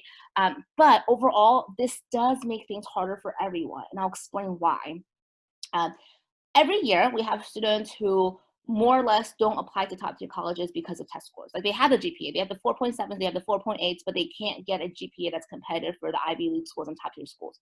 The problem is when you take a whole factor away, when you take the SAT, ACT away, more people are now considered competitive, which means the pool of people applying is probably going to be bigger, which means that's going to be more competitive for pretty much everyone. Okay, so pretty much almost every single school, with the exception of a few schools, have gone testing optionals. Every single school in the Ivy League institutions, almost every single school in the top 30 have gone testing optional. The few holdouts, in my opinion, I think there's a high chance that they're also going to go testing optional. So for example, as of today, University of Maryland is not testing optional. That doesn't mean they'll never be testing optional. I think a lot of it will depend on what happens in the next few weeks. So if the ACT got canceled, if the SAT is canceled again in August, if there's no plans for, before ACT and SAT were saying how they were going to have more testing in the fall, I don't know if that's possible. And if that's not possible, I think these schools that are holding out will have no choice but to say, okay, we're also going testing optional. However, it is important to note that testing optional and testing blind are not the same thing. I cannot emphasize this enough. Testing optional and testing blind are not the same thing. Testing blind means that if you have scores, we're not going to consider it. We're blind. We're not considering anyone's scores. Testing optional means that you don't have to have scores to apply. We'll still consider you, but if you have scores, we'll look at them. That's very different. So just because it's optional doesn't mean that nobody will have scores, or doesn't mean that schools won't be looking at scores at all. In fact, Cornell probably has the most stringent policy of all the Ivy League schools. They said, when we look at students who don't submit scores, we also look at how available taking the test was from your locality. So if like the majority of people in Maryland have scores, that's probably not so great if you don't have scores, right? And they'll also consider how financially you've been impacted from COVID in terms of how much you could have prepared for the test. So it could be a cause for celebration. I think on net it's going to make things harder. And a bigger thing that we have to think about is when one thing goes away, right? Other things become more important. So grades and test scores are going to be more. Grades and rigor are going to be more important. This is particularly interesting in Montgomery County because, as we all know, for the last semester, pretty much everyone has straight A's. Like literally, that's not even a joke. Pretty much every single kid has gotten straight A's for the past semester, just because as long as you got straight B's in third quarter, you have straight A's for the semester, because MCPS policy was that you either get the grade that you got and one higher that you got because of the online system, or you take pass fail. So nearly, and this is again not me exaggerating, nearly every kid I know has straight A's or something really close to it.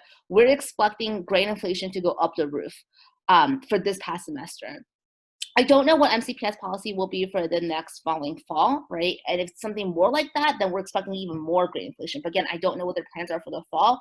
What I will say is, though, because test scores are gone, grades are becoming like a wash. Everyone's getting straight A's. And that was even true before COVID. We saw that with Churchill. Like, we're seeing grade inflation up the roof, right? And then even more important are going to be the rigor of your classes. The rigor of your classes meaning like, are you taking honors? Are you taking APs? Or are you just taking regular and not challenging yourself? So anytime, like I know, for example, one of the reasons why there's so much grade inflation in Montgomery County is because a few years ago, we changed the policy to be trending. So that if you got an A in one quarter, then you will get an A for the semester as long as you got a B. So A and B is an A, B, A is an A. There are no more finals. This policy made it substantially easier for everyone in Montgomery County to get straight A's. And while initially students were really happy because they were like, oh, it's a lot easier for me to get straight A's. The problem is when everyone's getting straight A's, it is hard to stand out. I mean, from Churchill, the average GPA going from Churchill to Maryland is almost a 4.6. That's insane. 4.6 is getting straight A's in a lot of honors and AP classes, right? That's almost like a straight A student who's taking almost all APs and honors, right? That's pretty crazy to me. So when more things are easier for everyone, that's usually honestly bad for everyone because it just means that you can't stand out anymore. So rigor is going to be super important. Extracurriculars are going to be even more important. And I know this is a tough time because so many extracurriculars have been canceled, but if you're sitting home doing nothing, you need to think of something to do. There's so many ways that you can engage other people through extracurriculars online or through non-traditional means, but please don't sit there and do nothing thinking that, well, this is canceled, so I don't have to do anything. Like there are so many passion projects you should be working on. There's so many things that you can do to set yourself apart. And this is where you're going to set yourself apart because test scores aren't going to be that way. Grades for the most part aren't going to be it because everyone's getting really high grades. And rigor can be it, but a lot of top tier students are taking really like the most rigorous classes they can take, right? So extracurriculars is yet going to be even more a defining factor in COVID than it was before for top tier students and then for everyone in general.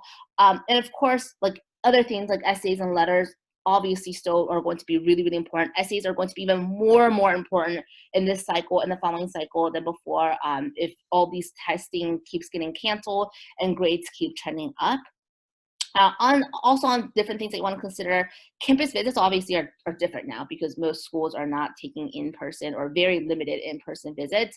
But on the plus side, pretty much every single college is going full virtual, like so many virtual tours and info sessions. So I highly suggest all rising 11th and 12th graders to take full advantage and start trying to build relationships with admissions so that you do stand out. Now, this is a very careful kind of thought out process. So we coach our students into knowing how to engage with admissions. Engaging with them does not mean sending them an email every single day because then you're going to annoy them. Then you're going to be known for like bad reasons, not for good reasons, right? So we really want to be thoughtful in our engagement. And because of COVID, we're definitely expecting a saturation of certain majors and programs. So a huge interest and spike for pre-med and pre-health and public health. That doesn't mean you shouldn't pursue those things. If you're genuinely interested, go for it, right? But just know that there are going to be a lot of people now who are interested in public health because of the coronavirus and that you're competing against a very saturated field. So it's even more important for you to stand out and be unique. All right, so I know I've been talking at people a lot. This is going to be our last and final slide before I take more questions and answers. So in terms of our services, before our junior year, we work with students on college planning. This is the first part of our presentation. This is for students in 8th to 10th grade, so people who are rising into 8th grade and rising into high school. This includes long-term planning like test prep strategy, figuring out which test you're taking, when you're taking, your whole timeline, why you're taking those, whether it affects your narrative, whether it contributes to your narrative, your high school coursework for the same reasons, right? Wherever your ambitions are, it should match your high school coursework and the rigor. Your extracurriculars, this is super, super important. How you're spending your time, why you're spending your time that way, what you should be prioritizing, what potential tier ones are there, what potential things have we rolled out for tier one, and how do we try to craft that tier one narrative. Summer planning, so internship, pre-college programs, abroad programs, service, and so on and so forth. And the key thing is, and I really, really do mean this, even if you're not working with us, we highly suggest every single 8th, 9th, and 10th grader to engage in long-term planning. It could be with somebody else, it could be with yourselves, it could be with your parents, but you should really be thinking about this as a long-term plan. Like adults don't just, say, okay, this one year I retire and that's it. We plan for these big moments, right? So just like retirement, just like buying a house or a car or whatever, you should be planning for these things ahead of time because these things don't just happen overnight, right? Like you don't just apply to college your senior year. You don't just have your GP from your senior year. It's an accrued effort throughout high school. The second part of our services is what we call college admissions. That takes place usually during junior year, most of the time during the second semester of junior year, because most juniors are working in the first semester to nail down their profile. So once we have enough data on you, like a very stable GPA and test scores, then we could get working on your college list, making sure that would be realistic, that we're not being too risky, making sure that we have a very strategic approach when it comes to EDEA choices, as well as your choice of majors, making sure that you have very planned out, well thought out campus visits, whether they're virtual or in person, as well as additional follow-up to really try to have that relationship with your admission counselors. And then we also work to create a very holistic but focused resume. Your resume should match your goals. It should scream your major when I read your resume. And probably most importantly, most time-consumingly, we write, write, and write. So essays, essays, essays. That's literally all of summer. So if you are talking with any of the seniors we are working with right now, you'll know that we are really putting them to the grind and making them work on their essays. I cannot emphasize that process enough. So we work with students to brainstorm. Super, super important. Probably even more important than writing, because if you have a not so great idea, you're not going to make it good, even if you have really great writing, right? So brainstorming, outlining, a lot of editing, finalizing the essays and modifying to fit the 30, 40 essays that you have. So again, you're not writing 30, 40 unique essays. You're probably writing about 4 to 5 core essays that you keep changing here and there to mold the requirements of each individual school. We also help our juniors and seniors manage their applications and their due dates. That's actually a big piece because there's just so many moving pieces and so many deadlines that it is hard for any student to kind of make sure that they have all the check boxes. We also do a final review of every application. So until we physically tell the student, you have our green light to submit UPenn, the student doesn't submit UPenn. And that's because even the most careful students, in all my years of working with students, I've never had even the most careful students. I've never had anyone have a perfect application without us fixing at least something. Believe it or not, I've had kids misspell their names. I had one kid write that she's from North Korea when she's actually from South Korea. Huge difference. I have kids who just answer questions in a really weird way. Like, I remember one year there was a question that said, do you have any children? And the kid wrote yes. And I was like, what? And I was like, wait, if this is true, I feel like you would have told me this throughout our brainstorming sessions. And he's like, oh, I read the question wrong. I thought it said, do your parents have any children? I was like, well, of course your parents have children. You're their child, right? So funny things have happened. But my whole point is, this is a very, very long and difficult process. Everyone can benefit from a second set of eyes. We've never had anyone had a perfect application, no matter how careful they are. So we work with students to make sure that all the T's are crossed, I's are dotted, and that everything really is showcasing their best foot forward before they hit the actual submit button. Because once you hit the submit button, we can't take it back, unfortunately. We also prepare students for interviews. That could be a very easy part or could be a very difficult part for students. So some students need more help. Some students are kind of natural interviewers. I would say your average student probably is not a natural interviewer. Although I will say I'm always pleasantly surprised with our debaters. I think they do a really good job on interviews and showcasing their natural charisma. And finally, we help with students with deferrals and wait lists and making sure that they follow up and that they're increasing their chances when it comes to deferrals and wait lists. And most importantly, that we work with students on the post-admissions decision-making, which is also my favorite part. It's the funnest part where you get all of your admissions back and we get to pick and choose which institute that you're going and talk out like the pros and benefits. Maybe you have a financial aid package from one, maybe one gave you a super awesome honors program or a selective major. That's definitely the funnest part of the job because that's the less stressful part, right? Like you got all these great options, and we now just have to decide on the best of the options. Okay, so I lied. There's one more slide, but it's a short one. Parting advice. So number one, maintain a good grade point average. Again, GPA is something where if you ruin one year, it's probably going to drag down your cumulative no matter what. And at a certain point, you will become ineligible for the top tier colleges. Try to get all the testing done by the end of junior year.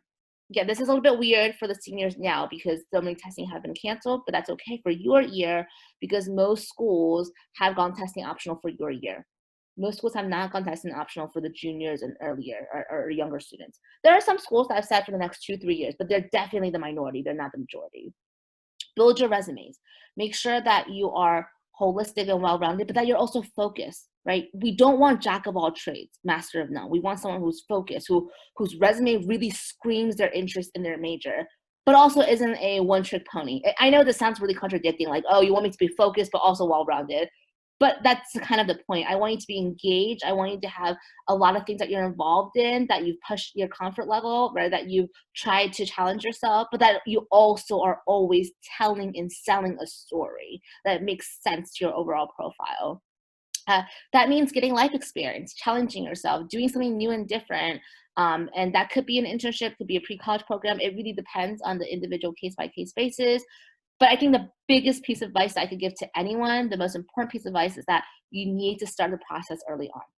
You should be engaged in college planning early on. You should be engaged in college admissions early on. So for any of the seniors on this call, if there's anything you learned from this presentation, it is that you should start your process today if you haven't already. Like today with essays, outlines, everything, because it's a long, long process, and waiting until September, you will not be happy. Just trust me, you will not be happy about that decision.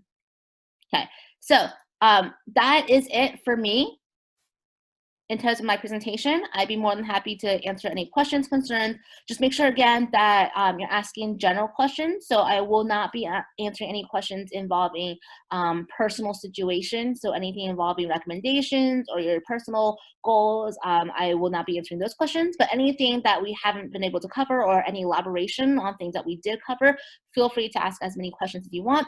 I'm going to leave the chat up for the next 5-10 minutes, and I'll just wait for people to type in their questions.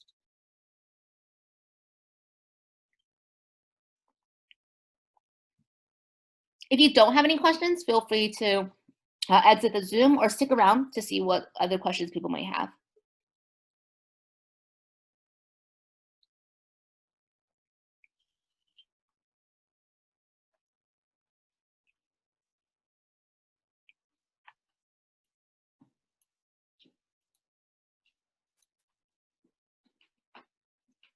We have a quiet group here.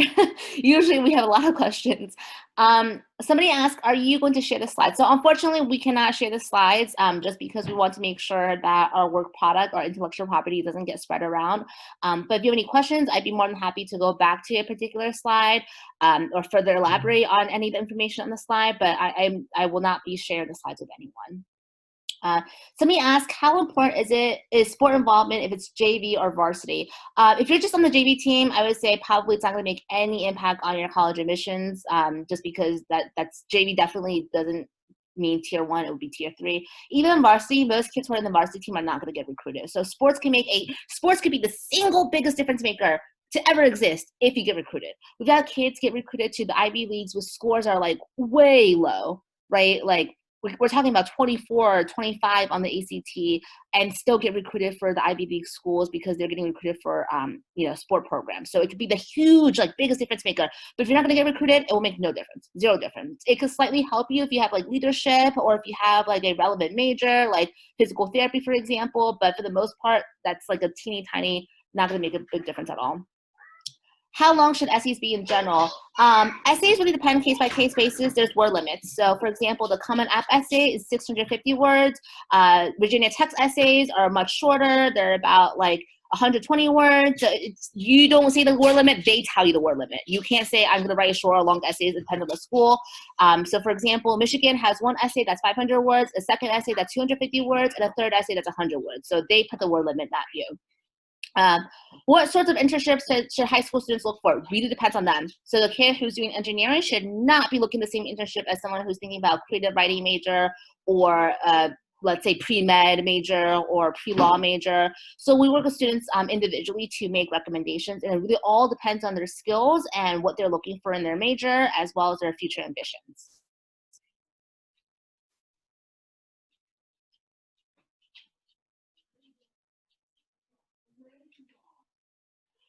Somebody asked, have college essay prompts been released yet? That's a really great question. So I have a lot of people who just don't realize that they can get started really early. The Common App has been released since like literally like months and months ago, and also they never change. For most schools, for the Common App at least, for most schools, they almost never change. Like Princeton has been using the same essays, Maryland has been using the same essays. There are some schools that we know that change almost every single year. So Chicago is really well known for having really, really interesting, cool prompts that they change every year. Those schools release their prompts really early. So Chicago's prompts have been out for weeks, which is why you should be able to work on all of your essays. When we work with our students, we have a database of all essays that we pull from, that like we know which schools change their essays and which schools don't. For schools that traditionally change their essays, like Chicago, Pittsburgh, and so forth, normally they have their essays released really early on in the summer. If they don't, we work on those last, but there's no excuse not to work on your essays starting today or even earlier. What grade should a student be when they do internships? Depends on the student. Depends on a lot of different factors. There are some internships like NIH where you physically can't work until you're of age. So NIH, a lot of the actually life sciences bio labs, because they had to handle specimen and they work in a lab, they have age limits. Like NIH is 17.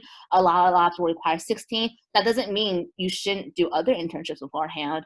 So it just really depends on the student. Then there's also students who don't work in labs. So there's no age limit. So again, it's really case by case basis. How does guidance counselor recommendations letter play in admissions since they're required, but they don't know the kids well? That's an excellent question. This is why students should get to know their guidance counselors. I know that's really hard because guidance counselors are overwhelmed and students aren't super inclined to just talk to a random adult, right? But it is in their interest. So while a ninth grader can't really ask for letters yet because they don't even know their junior teachers, they should be building relationships with the guidance counselors throughout 9th, 10th, 11th, and 12th grade. It is in your interest to get to know them. I probably wouldn't do it like this fall because I imagine that they're probably really overwhelmed with COVID and they're probably overwhelmed with their seniors. But spring semesters are a great time to get to know your counselors because all the college admissions letters are done and their schedule's a lot more open. The fail-safe is that for most MCPS schools, they have what they call a brag sheet that they make all the students and their parents fill out. And sometimes it's really shameless, but one of the questions in the brag sheet is, if you could write a letter for yourself, how would you write it? I know for a fact guidance counselors will copy and paste on that letter, right? So if you are filling out a brag sheet for your rising senior, please, that is not a time to be humble. That is not a time to be like, oh, my kid is not the best or blah, blah, blah. That is a time to make your kid shine. That is a time to talk about their strength and talk about things that the guidance counselor may not know. So that's a fail safe. So if you feel like your kid has really not gotten to know your guidance counselor at all, then go all out in the brag sheet and really try your best to make sure that you give the counselors any and all information. Because that letter, for the most part, shouldn't ever break a student, because I don't think any adult goes out of their way to write a horrible letter. But it could certainly, drag the overall application down if it's just like a form letter, or it could certainly really help elevate the students if the letter goes above and beyond and really talks about how amazing the student is.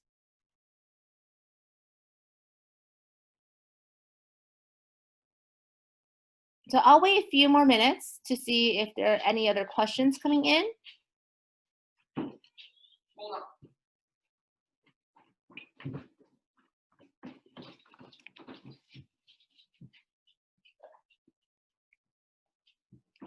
So again, if you don't have any questions, you can feel free to log off, or you could stay with us for another few minutes just to see if there are any other questions.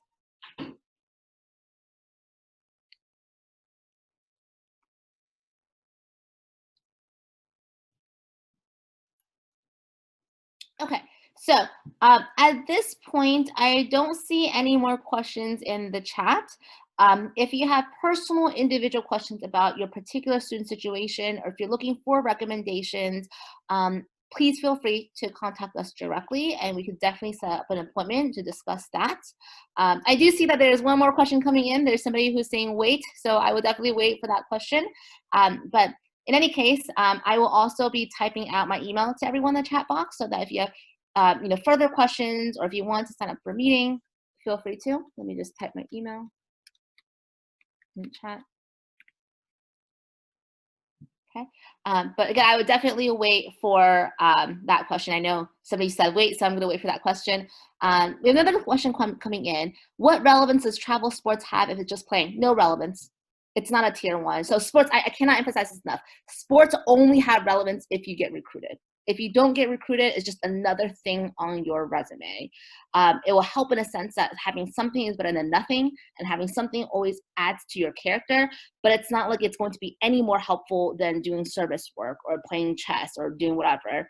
If you have leadership, that would be a little bit more helpful, but that's the same thing true for service or any other activity. Like it's not, a travel sports team is not any better than any other activity. It's not really a tier one if you don't get recruited. It's not going to make any more difference than any other activity that you would be doing. It would be more bigger difference than doing nothing. If you happen to be doing a major like sports marketing or physical therapy that's relevant, then it could be a good fit. But a travel team in it by itself doesn't really do much.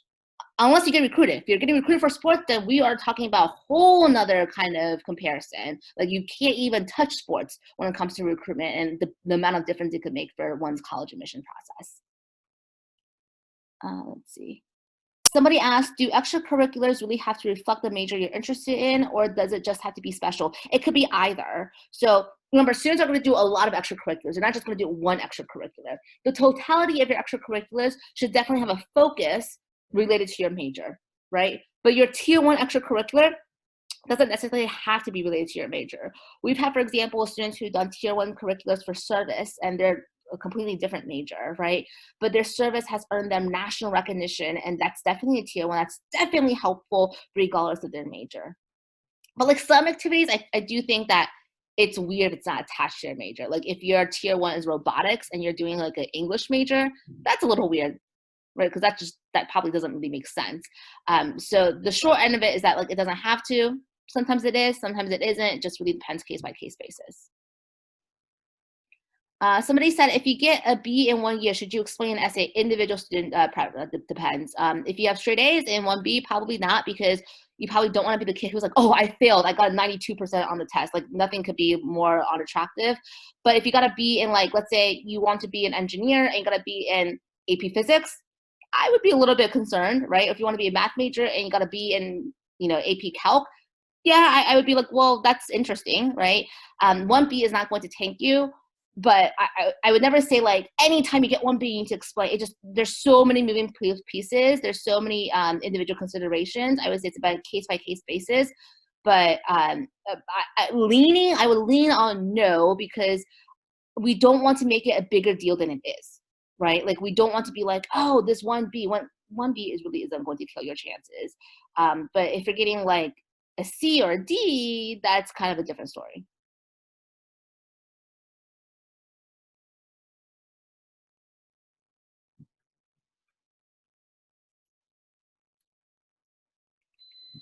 Okay, so I don't see any other questions. I'll give it about a few more minutes before we end the chat. So somebody asked which one is more important, GPA or weighted GPA? I would say weighted, because mathematically it is impossible to have a high weighted and a low unweighted. Like you physically can't have it. If you have a 4.8 for a weighted GPA, you probably have a 3.9 or a perfect GPA. Physically impossible. So the weighted is more important. If you have a high unweighted, like a 4.0 unweighted, you could, in theory, have a 4.0 weighted GPA. So one tells me more information. The one that tells me more information is therefore the more important one, which is weighted.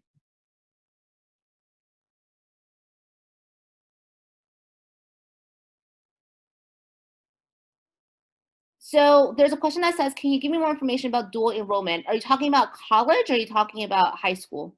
Like dual enrollment in high school or dual enrollment in college? High school, okay. So that's a case-by-case basis. It really depends on your individual high school program. Not all high schools in Montgomery County has dual enrollment agreements. Some of them do. I know Wooten does. I know Churchill does. I know Whitman does. So for individual case-by-case basis, we would have to discuss on an individual level whether or not a dual enrollment program would benefit you or would like add additional value to the rigor of your curriculum. There are also dual degree programs in college, which is a whole nother different thing altogether.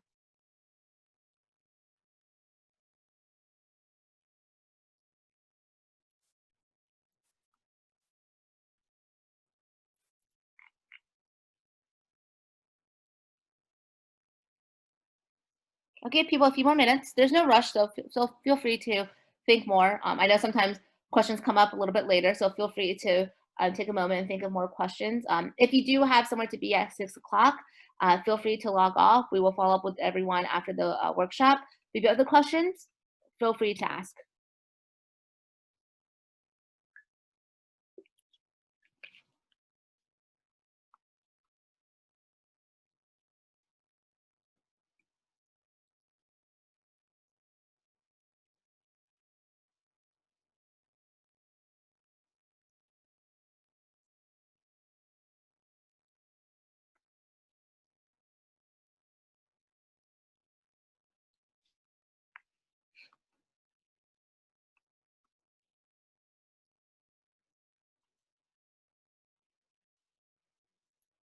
Okay. Uh, oh, there is one more question. Should you do common or coalition? No difference. No difference at all.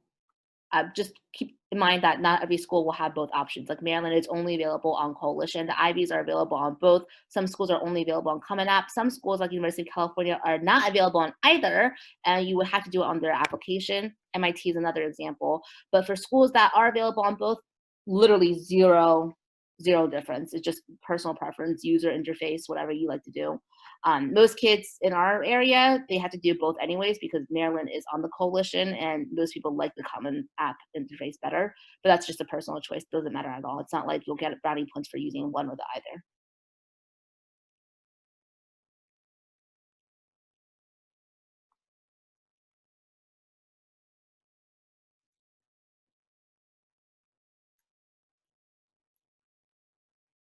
Okay, so at this point, I am going to end the chat and the Zoom. If you do have other questions that you can think of, feel free to catch me outside of the workshop. Or if you have individual concerns and you want to set up an appointment, feel free to do so. We want to thank everybody for engaging us and for coming to our workshop. My apologies for the brief, momentary tech issue that we had in the middle. But I really did enjoy having this availability and opportunity to speak with everyone. I will definitely follow up with everyone online or offline after the workshop and hope that everyone's doing well.